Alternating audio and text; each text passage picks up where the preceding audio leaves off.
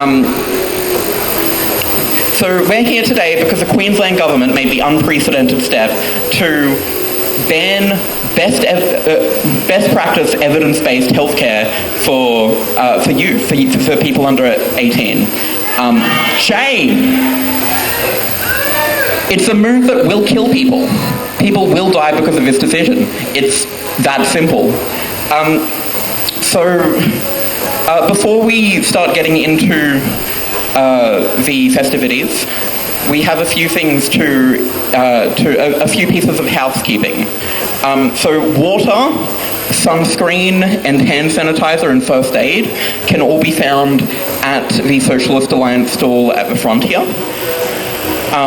In addition to that, if you need first aid, there are people around in warden vests, the yellow and the orange. I believe it's the orange vest that know first aid, so approach them and they will be able to deliver first aid. But the wardens are here to keep us safe, so if they direct you to do something, it's in our best interest as a community to follow through. Just one thing, if we do have a counter-protest, I don't think it's very likely at this point, but if we do have a counter-protest, we're going to form a barrier between us and the counter-protest. Then we're going to continue on with our rally and pay them no mind, in the words of Marsha P. Johnson. We also have quiet spaces available in the Pride WA office. So if you find yourself getting overwhelmed or you find the sun is way too freaking hot right now, then you can come up, talk to a warden, come up the stairs here, and we'll get you into the office where it can be nice and quiet. We were also meant to have a gazebo, and we do have a few chairs if people need them over at the Socialist Alliance store. Okay, that's it for the housekeeping. So we in Socialist Alliance, showing my hand there. We in Queer Liberation Boorloo always like to stand in solidarity with the First Nations people in this country. So today we will be welcoming up Brett Collard to deliver a welcome to country. So would everyone please welcome Brett Collard.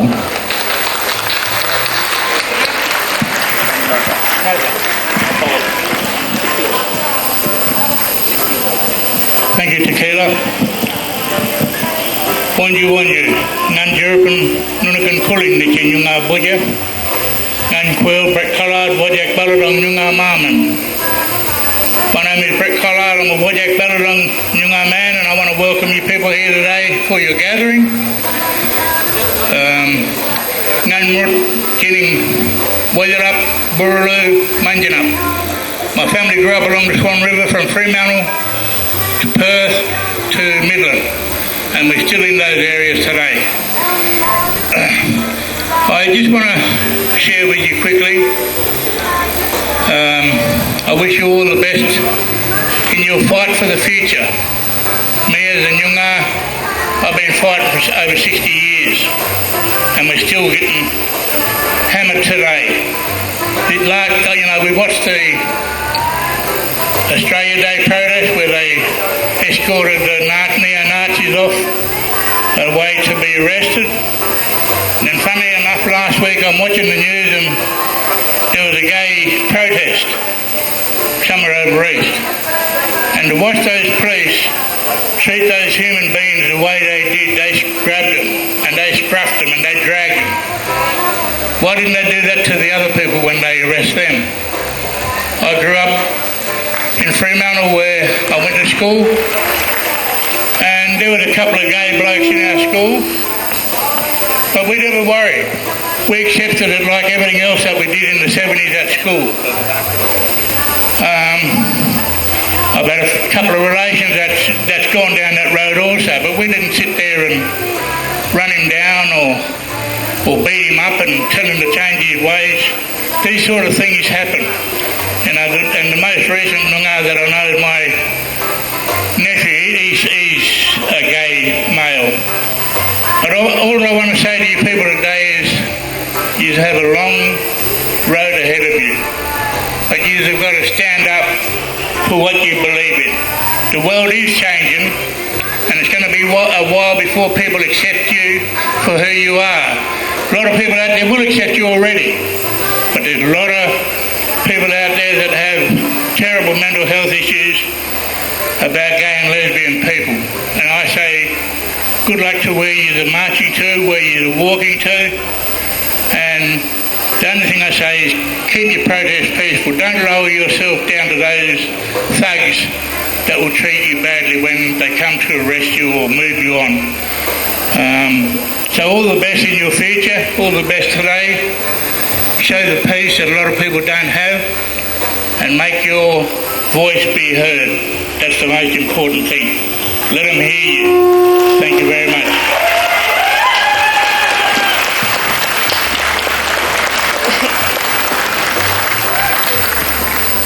Thank you so much, Brett.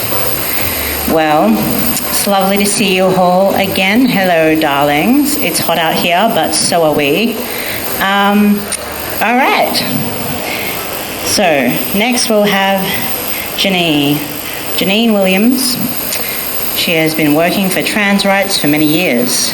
She's a member of Rainbow Labour and is the host of Beyond Labels with Janine on 88.5 FM. So, please welcome Janine. Thank you.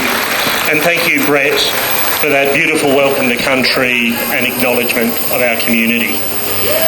I want to also recognise myself that we stand here on Aboriginal land, and I want to show my respect for all Aboriginal people, their elders, their LGBTIQA+ people, and in particular the sister girls and brother boy youth across this whole country who suffer much more than anybody else from racism and ideological agenda.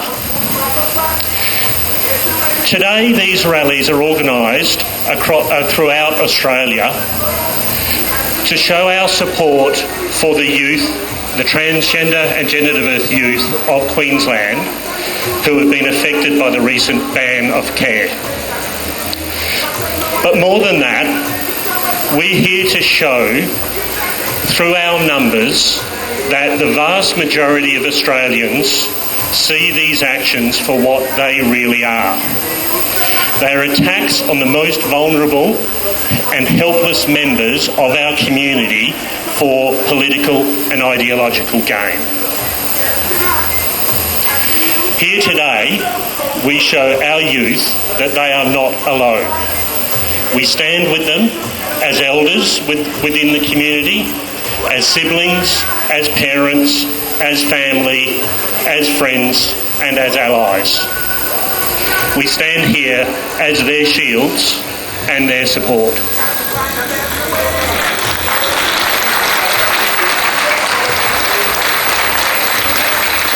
Banning of evidence-based life-saving care, even just for a few years while a review is undertaken.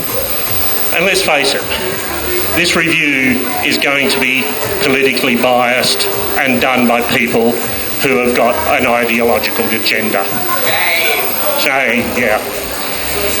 This is playing the worst possible types of politics. It's playing politics with lives, with young lives. We've seen that all legitimate and independent reviews and research shows that gender affirmation care is effective, it's balanced, and it's life-saving.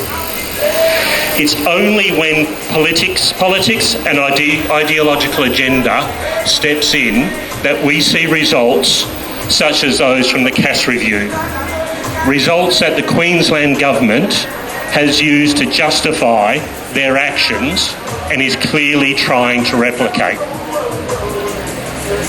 As a mature-age transgender woman, I know firsthand what it's like to grow up with no visibility, no support, and no medical care.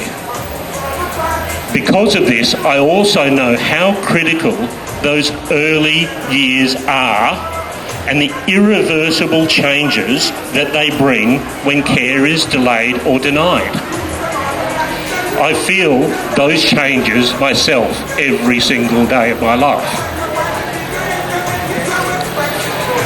I've had some people come up to me and say, "What's the harm in a review? Shouldn't we take more time to be absolutely certain?" I can tell you, anybody going through this journey is absolutely certain. There is no doubt it's not a phase, we don't change our minds, and we need help now. I'm all for a truly independent review, because every time one is done, it shows that the care is appropriate, it is balanced, and it is needed. In fact, all of the reviews show that we need to give more support, more funds, more care. But I'm certainly not in favour of any review that is politically biased and is used to deny care before the review even starts. And face it, that's what this review is. It's denying care on no evidence. So let's have a look at a couple of points on there. So we have seen that in Queensland they have already had a review last year, and that review said there needs to be more support and more funding. There's also been a review in New South Wales, similar sort of results. We have 48%, that's nearly half, of all transgender youth between the age of 16 and 25 are survivors of suicide. I put my hand up there. Around 80% are diagnosed with depression and anxiety. Gender affirmation care and support has been shown as the most effective way of reducing those figures. You'll hear a lot of people say, "Oh, but what about people who detransition, the people who regret?" The truth is, the detransition and regret rates for transgender people are less than 1% for people who have started stage 2 care. Less than 1%. That's less than almost any form of medical care or intervention. So just let that sink in for a minute. What would we say if, because 17% of people regret heart surgery, that we should stop all surgery? We see every day calls to ban transgender women from sport if they've gone through any form of male puberty. These bans are forcing that on our young people. That is going to affect them for the rest of their life. If these things keep going, that means if they miss this care, they're excluded from sport, from participation, from the health benefits that gives. And puberty blockers are safe, reversible and effective. Even the Queensland government recognises this when they specifically say in these bans that they will still be used for precocious puberty where they're prescribed for even younger children. And almost all health and human rights organisations in Queensland and throughout Australia, even the Human Rights Commission of Queensland and places like the AMA and RACGP, they all say that gender affirmation care for youth is warranted, it's medically necessary, and it is suicide prevention. So these actions and debates in themselves, they cause significant damage as well. And they're hard on all of our community, particularly our youth and their parents. It seems like every day I see new attacks, announcements and allegations that parents and people like us are damaging our loved ones. This takes a huge toll on everyone with lived experience, and we can't leave them to fight this fight on their own. Last Saturday, I spoke to the mother of a 15-year-old transgender girl in Queensland. I spoke to her for over 2 hours on the phone. Both her and her husband are supportive of their child and their journey. They know that this is what they need for their health. They know that this keeps them alive. But they're faced with a situation where their child has now been denied the care, even after going through countless psychological reviews, seeing psychiatrists. They are ready to move and leave the state to provide their child with care.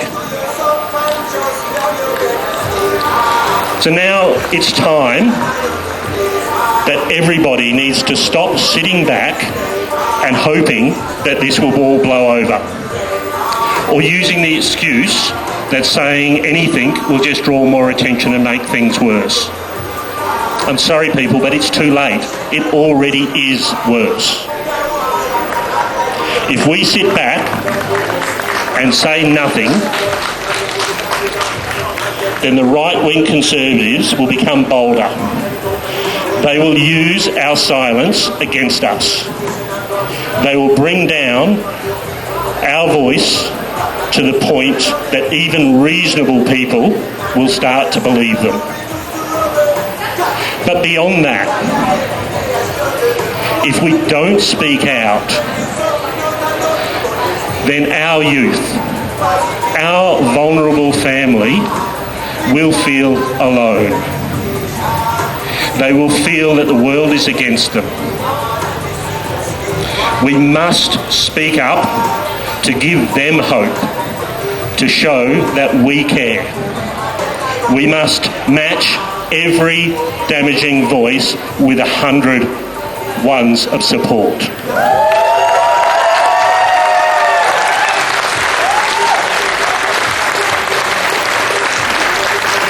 So I call on every friend, every ally, everyone who stands for justice and bodily autonomy to speak out.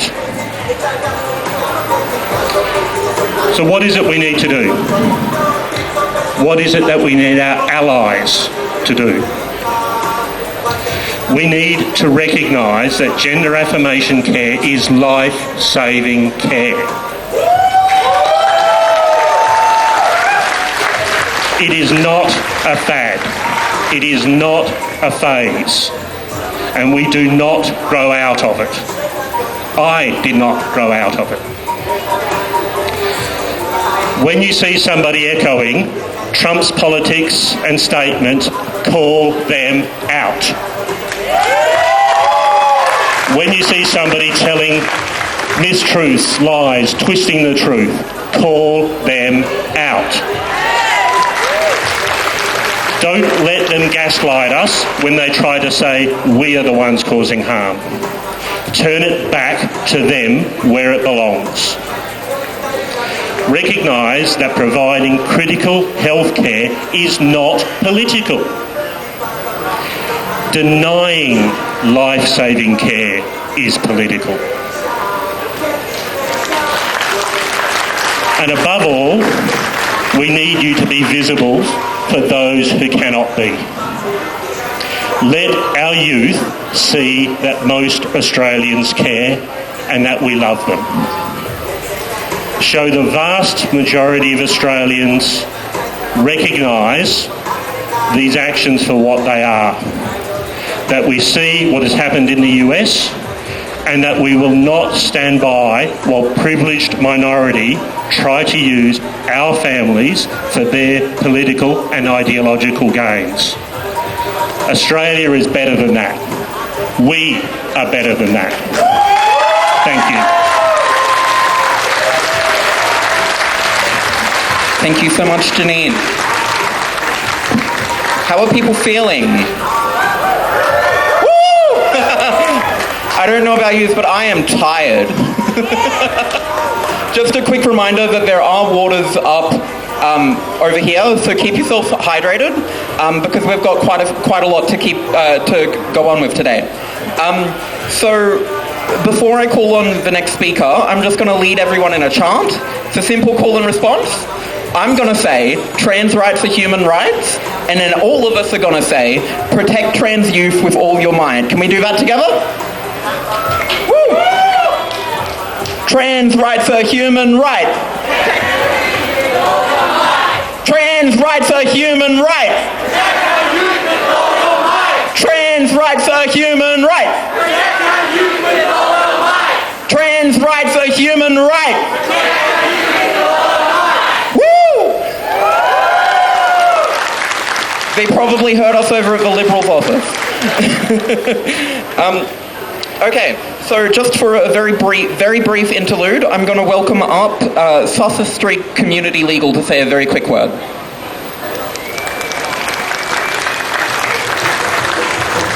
Good afternoon, everyone. Thank you for having me. I'd like to give a quick shout out and thanks to Trans Justice WA, as well as the Queer Liberation Boorloo for having me here.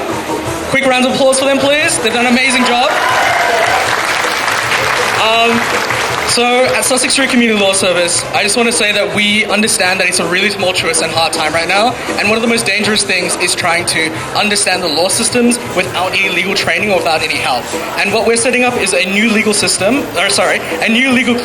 on the first and third Monday of every month. If you phone in at 6253-9500 or give us an email, we'll have posters around. You can reach out to us for free legal advice, free disability advocacy, any questions if you want to be seen and heard by someone from the queer community for the queer community. Thank you for having us. Thank you very much. That was Trans Justice Project.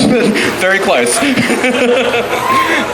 Okay, I'd now like to welcome up a mother and child duo to talk about their experiences and what trans healthcare has done for them. So please welcome up Carlin and Cassie, if I didn't completely butcher your names. Casey?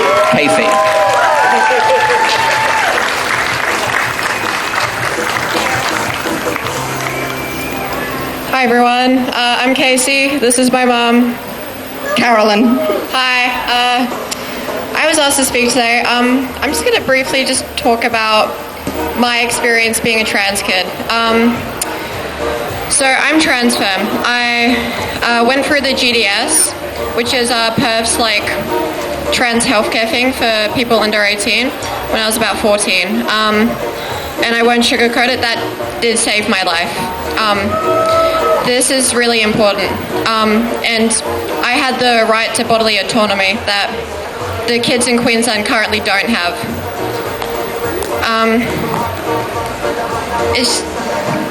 It's just heartbreaking to see what's happening. It's a really scary time. And right now it's more important than ever for us to stand in solidarity with the trans community in Queensland and with each other.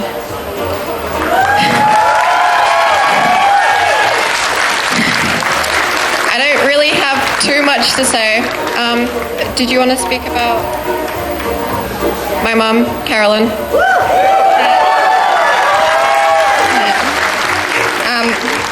I'm a mum of Casey, and I have another trans daughter at home who's currently being supported through the GDS, and I've been provided personally with a lot of support through the GDS here in WA, which has been just amazing. And the journey that we've been on has been tough. Parents don't take these decisions lightly, and kids don't take these decisions lightly. But they do take them when it's right and with a lot of support.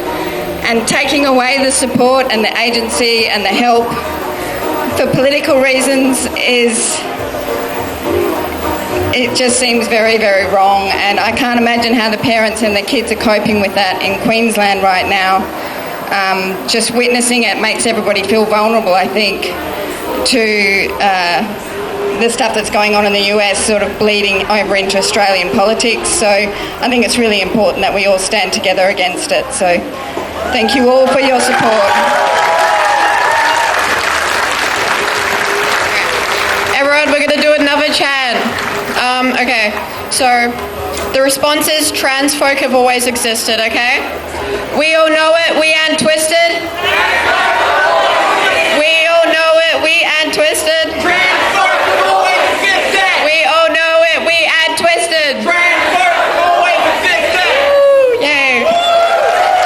Thank you so much. Hello, darlings. Oh, and shout out to my boy Corey, who's here. Okay, thank you so much for sharing that with us. It's so important to hear from people who are experiencing. So much for coming out today.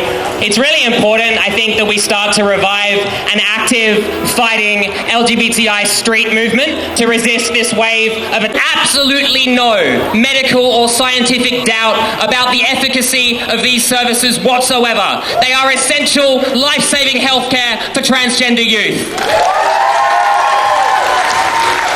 Even when the pause proves to be temporary, because we will overturn it, this decision will have devastating consequences for the most vulnerable people in our community. Cutting off access to this vital healthcare will leave trans youth in despair, with serious implications for their well-being, for their futures, and for their lives. Already there are hundreds of testimonies from devastated parents finally reaching the prospect of treatment after months of planning and research, only to have it pulled away at the last minute and be left with absolutely no answers. Because of a political decision. It's an absolute disgrace. I began receiving hormone therapies at the age of 16. If this had happened when I was 16, to me, it would have hit me at my most vulnerable, and I may not be standing here today as the confident, fighting, activist woman that I am now. Instead, I was able to seek treatment and grow into who I am amongst a mass movement for marriage equality in that campaign, and now, when trans youth are under attack, we need to resist again. Decades of research and global clinical guidelines confirm what we all know, that gender-affirming care is safe, it's informed, and it's life-saving for patients. By ignoring this evidence, the Queensland Government is placing young people who are trans directly into harm's way, forcing them and their loved ones into dangerous situations with nowhere to turn. So why? If there is absolutely no medical doubt, why has the Queensland LNP done this, and why now? The pause on hormone treatment in Queensland comes amidst a slew of attacks against transgender people in the United States. These include entrenching that the American federal government only recognises gender as a biological and sexual binary, meaning segregating prison inmates and migrant and domestic violence shelters by sex. This is also seeing transgender inmates denied their gender-affirming care, and Trump has now paused AIDS funds and limited trans people from serving in the military. These attacks are unfolding right now as we speak all across the US, wreaking havoc on the lives of millions of people. What this represents, what we are seeing here, is an insurgent far-right, victorious, relishing in their power, unleashing a wave of reaction against hard-fought rights that they have wanted to peel back for decades. The ripple effects of this victory are being felt everywhere around the world. Now the leader of the free world openly discusses ethnic cleansing and genocide as a real estate opportunity and laughs in the face of all of the legal avenues meant to prevent this from happening. And all across the world, far-right movements are inspired, they are made more confident, and they fight even harder. And heading into an election, the right here in Australia are gleefully dragging us in to that same fight, and we have to organise to put a stop to it. The Labor Party is not going to defend us. The Labor Party is not going to fight for us. We urgently need to immediately overturn this bullshit pause. We need to fight to resume and actually to expand hormone treatment services in Queensland and across the country. We should be fighting to completely mock and dismiss any idea that we need any kind of political inquiry into any treatment for LGBTI youth. We absolutely do not.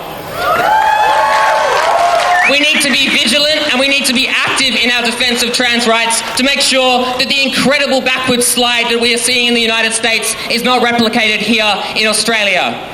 And just to finish, I'd like to lead you in a chant as well. This one comes from the UK. It goes, HRT, HRT, over the counter, all for free. HRT, HRT, over the counter, all for free. Thank you. Thank you so much, JJ. I really love JJ's speeches because it makes me feel really powerful. How are people feeling? I think the important thing to remember today when we're all gathered here together, that we are bloody powerful. Woo! And we will win this. They cannot kill us. They cannot kill being trans. They can do a hell of a lot of harm, but in the end, we will be victorious.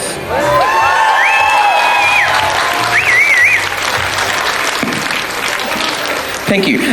So next up, we have another trans young person, Damien, come up to share their story. Sorry, what were your pronouns? Come up to share his pronouns.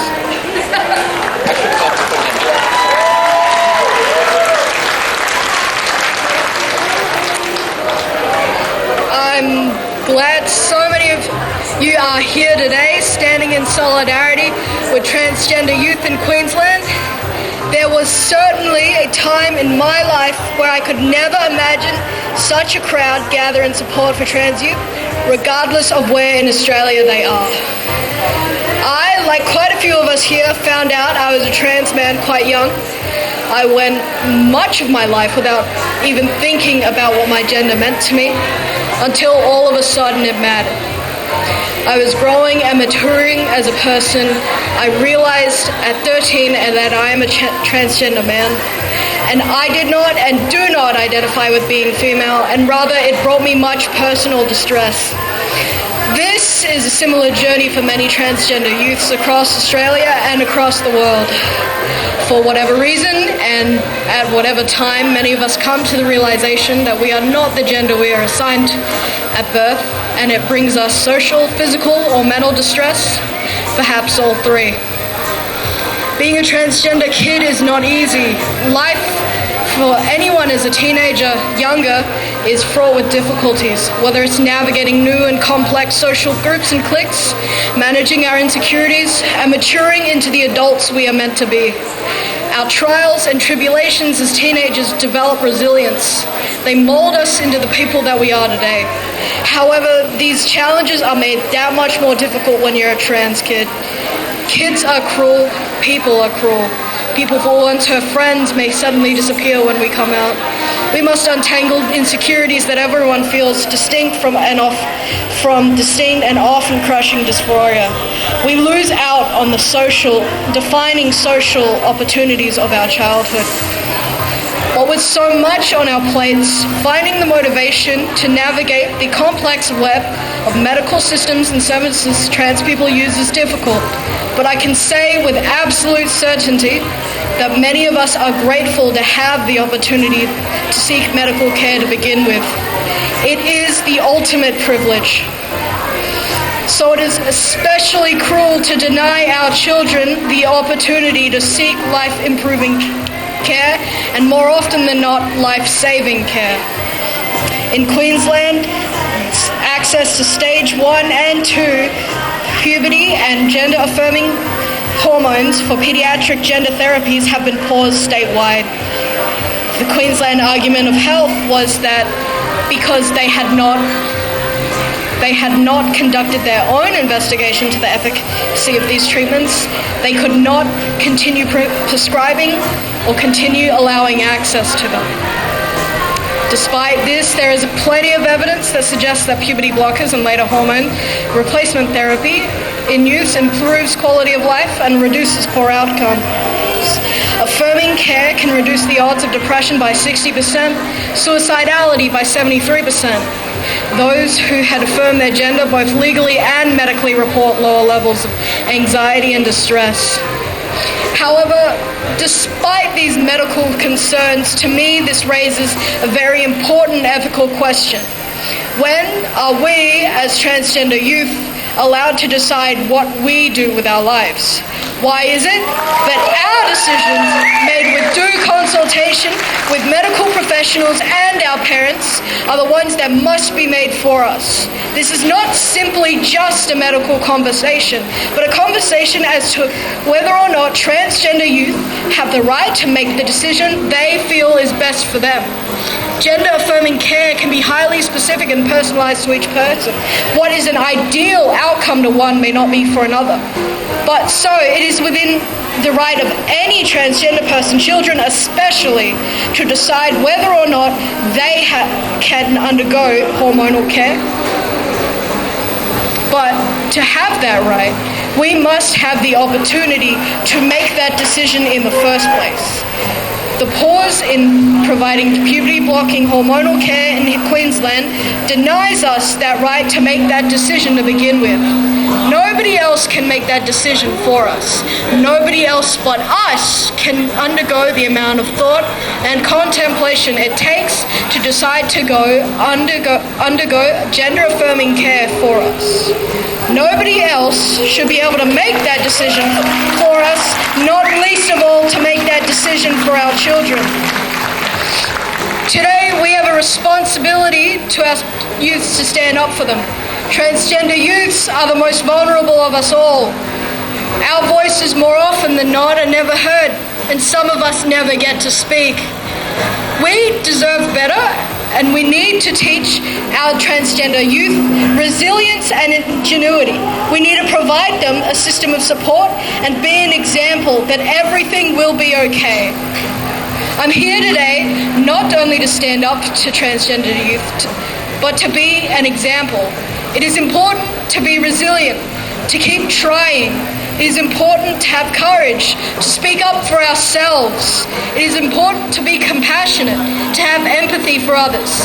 Most important of all, we need to stand up for the rights of ourselves and others, to make it clear that transgender youth have the right to decide the life we want to lead. And we need support in our journey to adulthood, wherever that may lead us.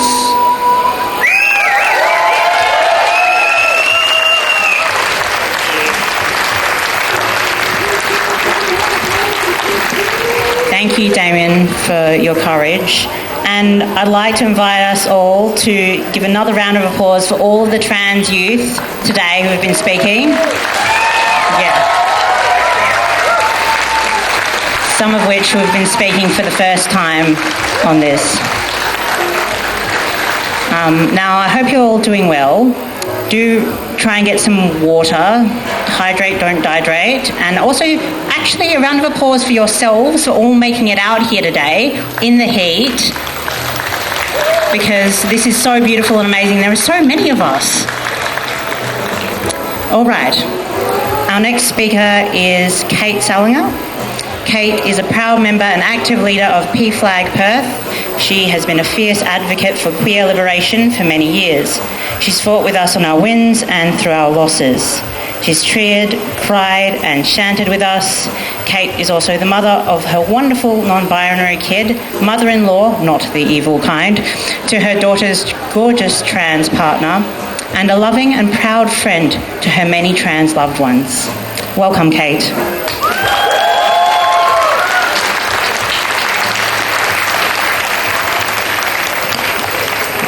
Hi everybody. First of all, I would just like to say thank you so much for all being here. It is so wonderful to have you all here today showing support. I'm going to go over here and lean against this post in the shade because it's hot and I'm old. Okay, I'm always a bit scared that I'm going to follow JJ when I'm talking at one of these things because she's so fucking phenomenal that it terrifies me. However, I do have to say that it is such an honour and a privilege to follow every speaker who has spoken before me today, particularly the trans youth who are speaking for themselves. I would like to acknowledge the land on which we gather and the traditional owners of that land. I would also like to acknowledge our LGBTQIA+ elders and the fight that they have fought before us, the fight they continue to fight with us, and the fight that it looks like we'll be taking on from them.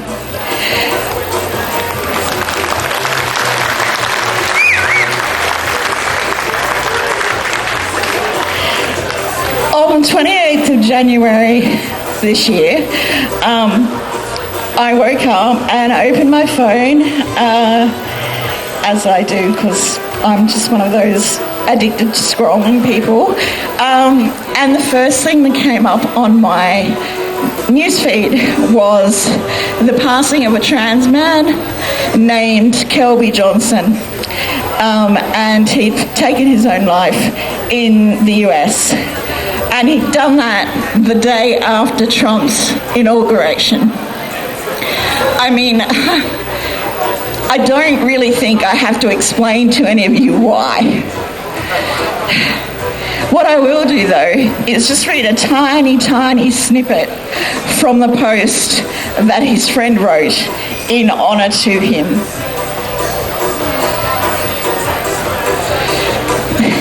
I met Kelby at 15 when he was being brutally bullied for being queer in their small, deeply religious town of Tuttle, Oklahoma.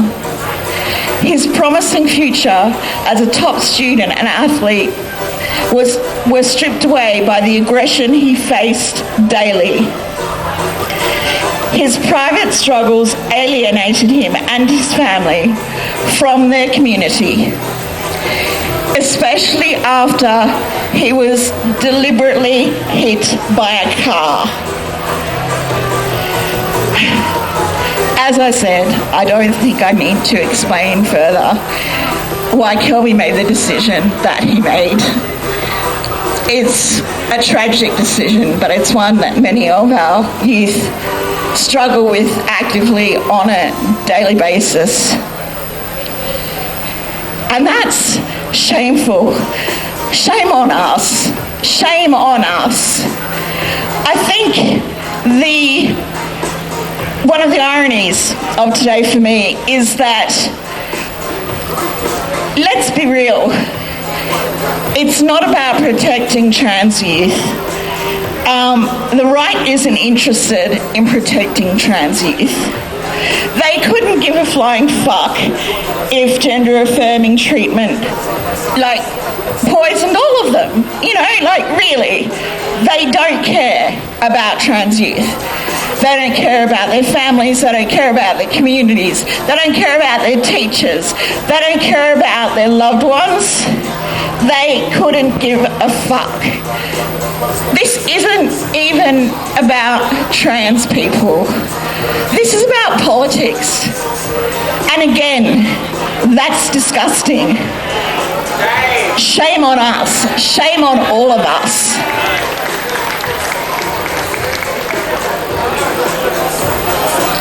I think that the thing is because it's not actually about wanting to protect the children, what is it actually about?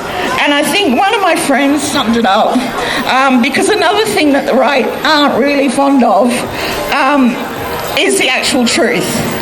They're not fond of facts. They're not fond of actual evidence, medical research. They're not fond of people who have studied these things, have treated trans kids. They're not fond of lived experience. They're really not fond of anything that in any way disagrees with the idea they have in their little tiny heads. A friend of mine wrote this. A friend of mine I love dearly. So this is for you, Em.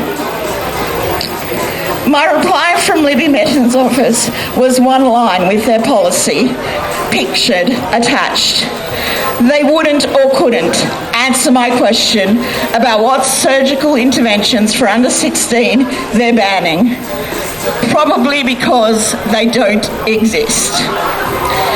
Puberty blockers are being used off-label for gender-affirming care. Off-label use is incredibly common in paediatric medicine. They wield it like it's controversial, but it is a common, mundane part of medicine.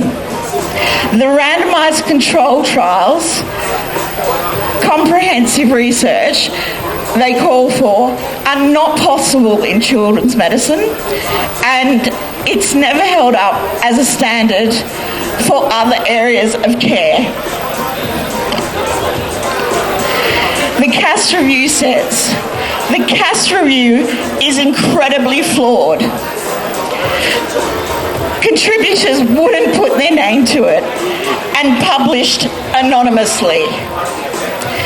I don't often agree with the USA, but the Cass Review literally breaks federal law over there. The New England Journal of Medicine have an excellent article explaining the problems of the Cass Review. Other countries are banning it. Yes, unfortunately, other conservative right-wing governments like Trump in the US and the Tories in the UK have attacked trans youth healthcare almost always as the first step in taking away more LGBT rights and other rights like abortion access. It's step one in the playbook for current right-wing politics. The Australian Medical Association and AusPath are very clear on best practice care for young people experiencing gender dysphoria. Meddling with their expertise is political overreach. Don't believe the fear-mongering.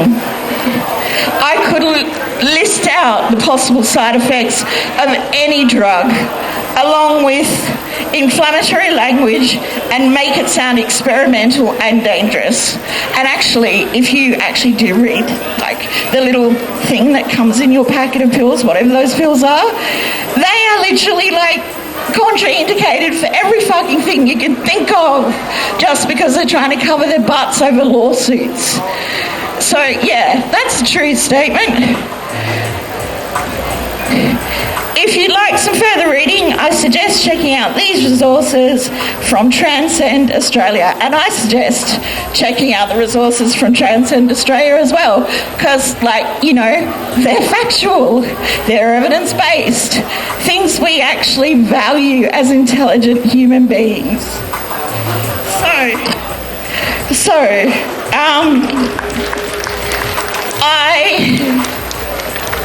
I was really angry, really angry. Sorry to everyone on my Facebook friends list, but I was really angry when I read the post about Kelby Johnson, because straight after that was breaking news post from, I think it was Equality Australia, talking about the ban in Queensland. And I was like it literally, something short-circuited it. It literally blew my mind. Yeah. But I think what I try to hold on to, really trying here, but what I try to hold on to most is hope. When Casey and Carolyn were up here and Casey said that she didn't have much to say, I'm like, she didn't have to say anything at all. She's still here. She's still standing here. We saw her smiling. We saw her strong, close bond with her mother, her supportive, caring mother, who's fought and gotten the appropriate treatment for her child. You know, like, what better message could there be?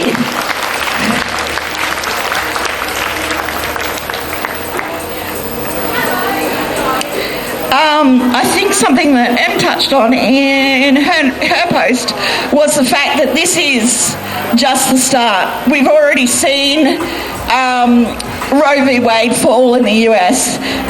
In New South Wales, in Orange Hospital, they've decided they're not going to do abortions anymore under certain circumstances. So, you know, it's about all of us. Anyone who isn't a rich, white, straight man, we are all under threat.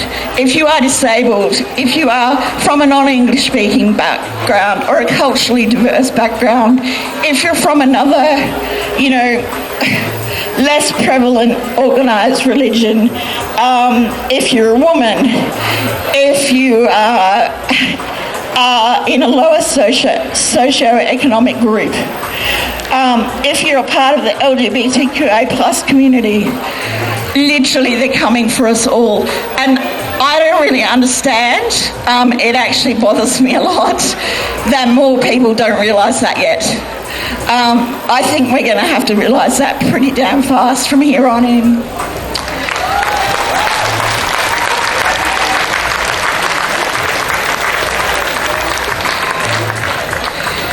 Okay, so because I'm very, very old and I've been doing this for a very, very long time, and I think, you know, words are words, but as far as I'm concerned,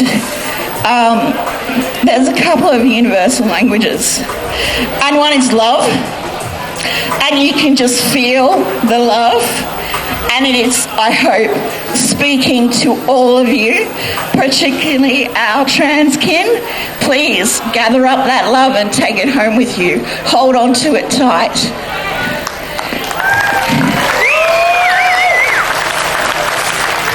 And it is music. Actually, I think food might have to be in there too. I like food as well. So yeah, let's say 3 universal languages. So, well, I've been thinking about what I'm going to get up here today and say, because Lord knows, some of you who've been here often enough must be so sick of the sound of my voice. But one of the other things that I've been thinking about is the music. And this is a song by Bob Dylan. And yeah, people of my vintage will know who that is, and cool people of younger vintages will as well. But he wrote a song, "The Times They Are A-Changing," and so I just wanted to read you a bit of that, if I actually can, because the sun's reflecting off my fucking phone. Okay, and now I've shut it. Good. Okay.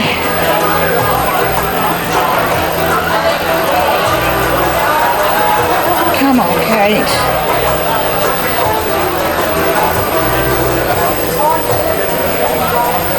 Come, mothers and fathers throughout the land, and don't criticise what you can't understand. Your sons and your daughters are beyond your command. The old road is rapidly changing. Please get out of the new one if you can't lend a hand, for the times, they are a-changing.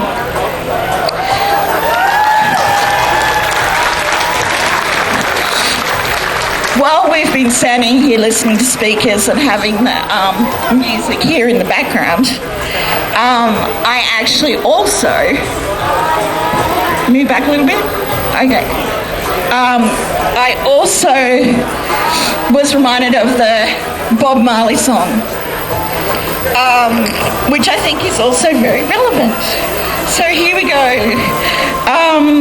Again, people my vintage will know, and, you know, anyone with good musical taste will know, so, yeah. But, yeah, I'll end on this note, don't worry. All right, here we go. Get up, stand up. Stand up for your rights. Get up, stand up. Don't give up the fight. Okay, I missed a line. again with the sun. But you get the idea. We've got to get up. We've got to stand up. We've got to speak up. We've got to speak out. We've got to hold on to the hope, because at the moment it's all we fucking got. We have to be there for each other, and we have to be there for other marginalised groups. Keep coming out, keep speaking out, keep writing to your politicians, keep pestering them with phone calls. Do whatever you can do. And if you can't do anything, if the most you can do is just listen and be aware, if it's not safe for you to do anything but that, then just do that. Just be safe. Please be safe, because we love you and we need you and we want you here.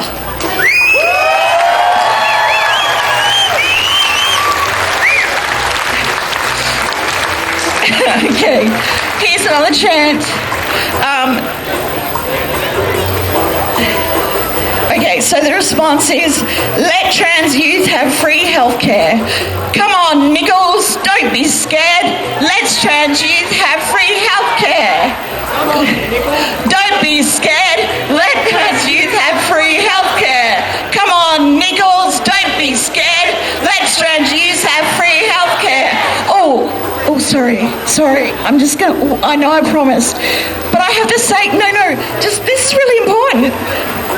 Okay, so I have one non-binary kid. I have one kid who has extra chromosomes. I have another child who has more testosterone than is usual for someone with their other sexual characteristics. No one bats an eye when a woman with breast cancer wants to get implants. That's gender affirming care. No one bats an eyelid when I have a hormone patch on my arm because of fucking menopause. That's gender affirming care. And this is the thing. They are only talking about trans youth. There are many reasons young people take hormones. There are many conditions, things like precocious puberty, okay, which is, as it says, a child going through puberty really too early, and so they're medicated with the same fucking hormones as our trans kids, okay? So no one has a problem with the medication until it's used on trans youth. So the problem's not the medication, the problem's not the trans youth, it's the people who think they know better than the doctors. Thank you. Thank you so much, Kate. I hope people's patience aren't running too thin. We have just one more person to speak today. Then we're going to all take a group photo, and Madeline is going to tell you about that. But please, everyone, welcome up Madeline.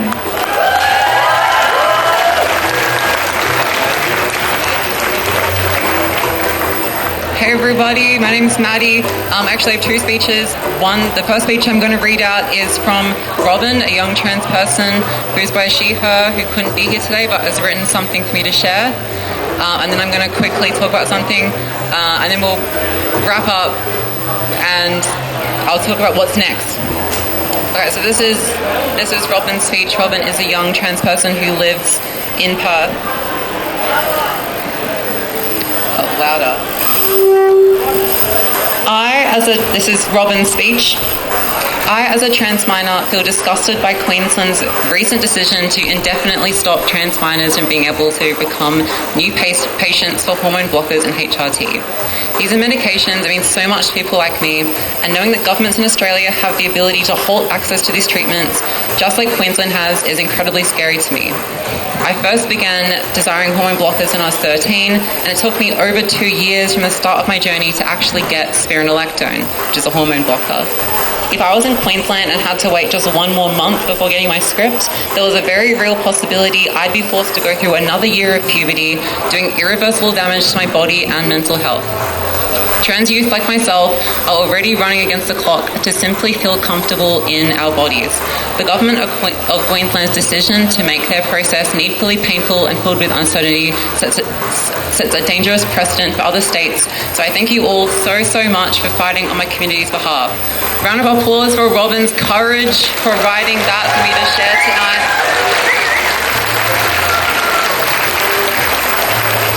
All right, I'm not going to keep you long. Can I get the photographers to come up here behind me will be a photo in a minute. I'm going to quickly speak. And then there's going to be if you would like to say, a letter writing event. We're going to write to Tim Nichols in our roomy, air-conditioned Pride WA building. Anyway, okay. So my name is Maddie. I go by she, her. I'm 19 years old. I also grew up in Geraldton, which just had their protest this morning, by the way. And I'm a volunteer with Queer Liberation Boorloo and the Trans Justice Project. I am also a transgender woman, and when I was a teenager, I struggled for a long time with gender dysphoria. Then, with the support of my parents and my doctors, I made the decision to access puberty blockers first, and then estrogen. This care significantly improved my well-being. 2 simple prescriptions gave me the strength to graduate high school. And that could be the whole speech, because I have already dismantled every baseless fear conservatives are desperate for us to believe about gender-affirming care. My message is simple. Tim Nichols and his government have made a big mistake because they have underestimated the power of our community. We are here adding our voices to 5,000 people in Brisbane, 5,000 in Melbourne, thousands more in Sydney, thousands in Canberra, Newcastle, Ballarat, Geelong, Wagga Wagga, Shepparton, Albany, in total more than 20 cities and towns across this continent. This is the worst attack in years on trans rights in Australia, but what the Conservative parties are about to realise is that they waited too late. We are more supported than ever, more proud than ever, and more organised than ever. This is a beginning, not an ending. Okay, this is my call to action, which I think is the best part of any rally. Number 1, the Australian Professional Association for Trans Youth has launched Project 451, aiming to fund private pathways for all 450 kids who were left stranded on waiting lists in Queensland. This is an outstanding show of support from our medical professionals and our chance to minimise the harm from this attack as much as possible. I've got these flyers. I did not make enough. The first QR code is the link to the donation. I'll put them up the front at the end, and I'll put them on the Instagram page. The second link is to a petition from the Trans Justice Project. You can add your voice to everyone across the country who is opposing this decision from the Queensland government. Also, side tangent, allies really are everywhere. Yesterday when I went to print these flyers, the guy saw what it was and was like, I can't make you pay for that. So shout out to Officeworks guy!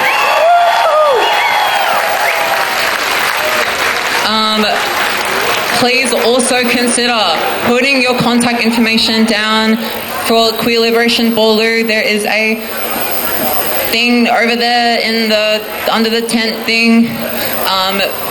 There will be more. There is more to keep updated with. There is more to get involved with in the future.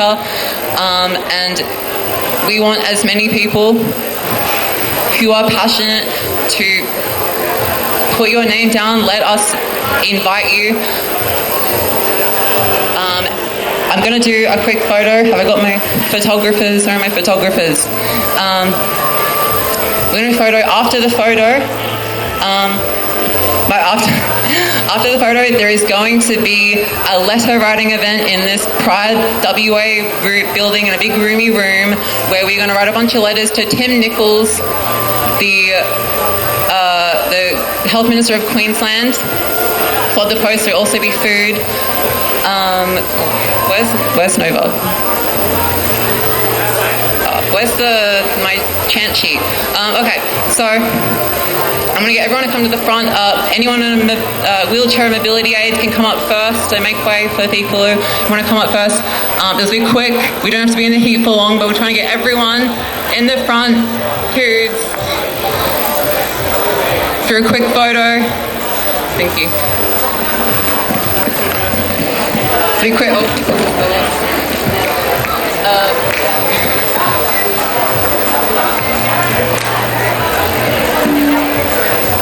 Stand up.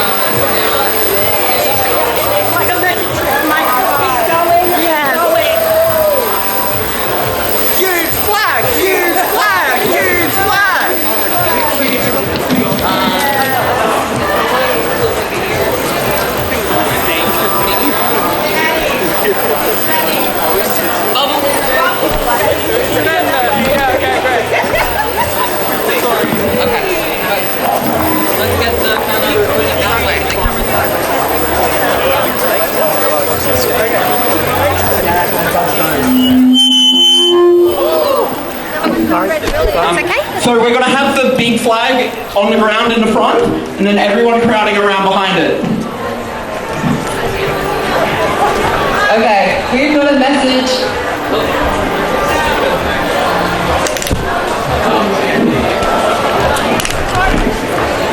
We've got a message for the Queensland government. Alright, everyone's going to say protect trans kids. Okay. We've got a message for the Queensland government.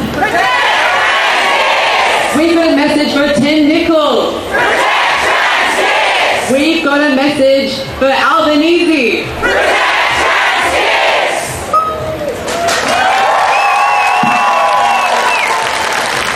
Thank you. Sign-up sheets are over there. I've got the flyers with the links to petition, and anyone who wants to join our letter writing event can come around here and we will direct people up to the space that Pride WA has provided for us. Thank you everyone for coming.